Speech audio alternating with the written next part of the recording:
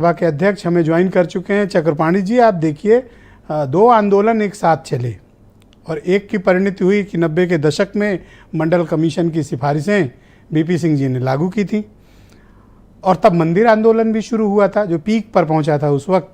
अब मंदिर का निर्माण होने जा रहा है। मंडल आयोग की सिफारिशें अब कास्ट सेंसस के रूप में सामने आई हैं। ये इत्तेफाक है या फिर राजनीति खुद को दोहराने जा रही है अपने इतिहास के साथ? देखिए आदरणीय ब्रजेश जी, निश्चित रूप से इस बात को समझिए कि जिस तरह से हिंदुओं में जाति को लेकर के जाति विभाजन किया गया है, कहीं ना कहीं ये जातीय विभाजन जो है हमारे हिंदू समाज को कमजोर करने के लिए जानबूझ के किया जा रहा है और मात्र राजनीतिक स्वार्थ में किया जा रहा है। ये बताइए, मुसलमानों में कितनी सैकड़ों जातियां हैं, उनकी तो मुस्लिमों में सुन्नी शिया हैं, उनसे नाई हैं, उनमें भी धोबी हैं, उनमें भी कई सैकड़ों जातियां है ना सर, पसमानदा बनाया गया है सर, पसमानदा तो एक वर्ग में कर दिया।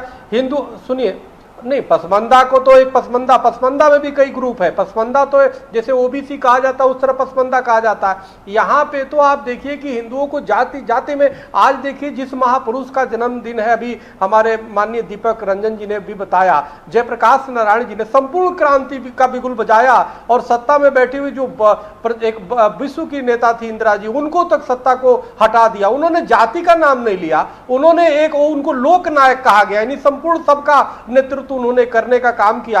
आज अखिलेश जी भी, सभी लोग उनको मानते हैं और पूरे देश दुनिया उनसे सीख लेता है। सवाल इस बात का है कि हमें संपूर्ण समाज की बात करना चाहिए। हमें जब एक तरफ जाति की बात होती थी कि भाई जातिवाद कर रहा है, उसी तरह से दूसरी तरफ हम एक सत्ता में बैठे हुए लोग जो बिहार के या अन्य विपक्षी लोग जो है तो सर आप ये कहना चाहते हो कि हिंदू आपस में ना बंटे? क्या बात है भाई, ये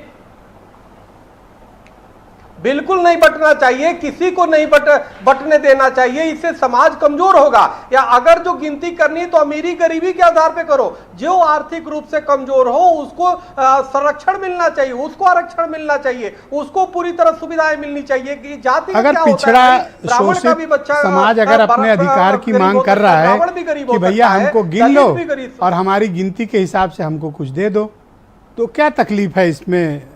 नहीं आचार्य जी, आदरणीय ब्रजेश जी, गरीब तो सब में हो सकता है ना, कोई भी हो सकता है। वो कोई जाति के आधार पे गरीबी थोड़े आती है, गरीबी कहीं भी आ सकती है। तो इसलिए ये जाति की जो जनगणना है यह जानबूझ के सिर्फ राजनीतिक जो है स्वार्थ के लिए की जा रही है। इससे समाज में और दरार पड़ेगा। इससे अच्छा है कि ये आर्थिक रूप से जो कमजोर है उसके जनगणना। शुक्रिया आपका सर, हमारे साथ जुड़े रहिए।